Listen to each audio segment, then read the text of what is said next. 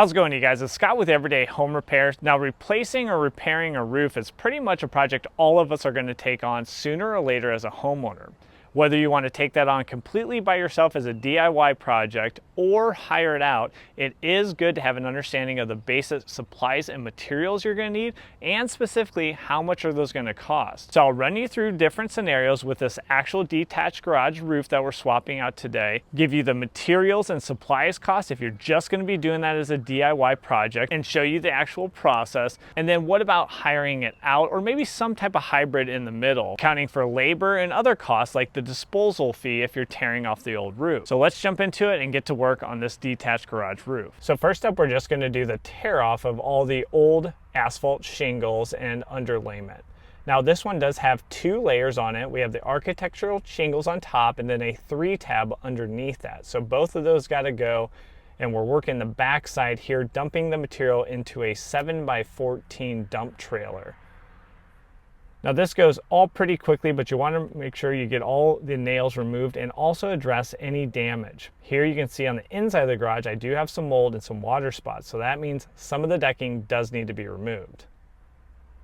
Now for this project, this is a 28 feet by 14 feet roof with each of those pitches. So adding those both up, we have a perfect square by 28 feet on each side, and that works out to 784 square feet of total material and surface area that we need to replace. And then specifically for this project, I'm kind of doing that hybrid. I'm not doing it completely by myself, and I'm certainly not hiring it out. I'm involved in the whole project. I'm grabbing all the materials, making the decisions, hauling away the materials in my 7x14 dump trailer here. But I will have a labor aspect to this overall project that I'll let you know, and then you can use that for your project to try to understand how much can you expect to pay. When it comes to getting rid of the materials, you have a few different options if you're taking this on yourself. I just put it in my own dump trailer. Now I do understand most of you are not going to have a dual axle 7x14 dump trailer, but the amount of material that we removed was close to 2 tons. It was right at 3,700 pounds of material. And then at my transfer station, the first cost I have for this project is $222 for the disposal fees to get rid of all the asphalt shingles, the felt paper, and then the damaged OSB decking that we removed. So without this dump trailer, I would just get a roll-off dumpster, a 20-yard dumpster in size. It usually costs me about $525, but there is a 3-ton maximum. So depending on the size of your roof, if you fill a 20-yard dumpster full of asphalt shingles, that's going to be way over 3 tons. So understand there might be some additional charges for that additional weight. And just know, even if you're hiring this out at this stage, getting an eye on your decking, getting an eye on your fascia board or anything underneath that decking if it was damaged,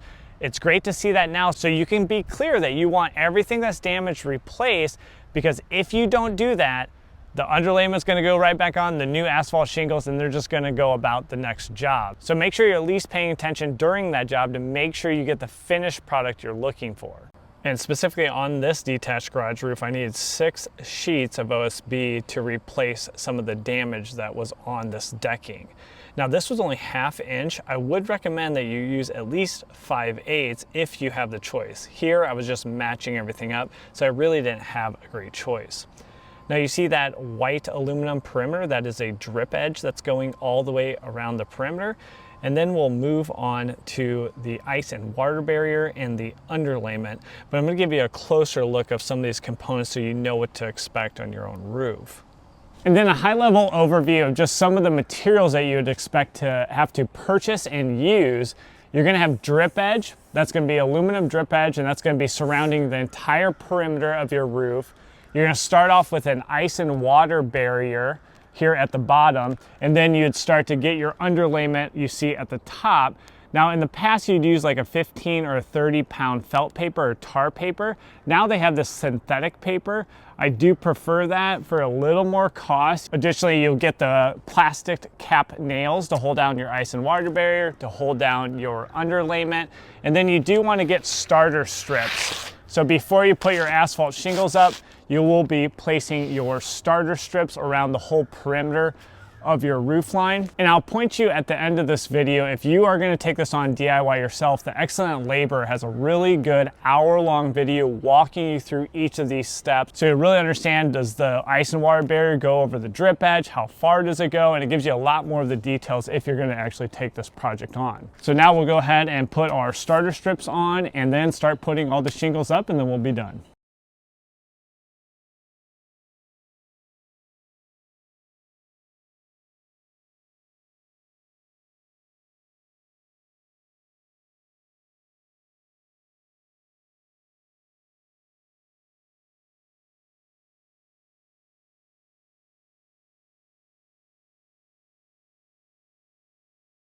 So most importantly, let's look at the numbers so you can make a smart decision for your own home. I broke out in different rows the different costs that we had associated to this detached garage roof. And remember, this is 784 square feet. If you break that up into roofing squares, you just divide by 100. So that would get us right at 8 squares.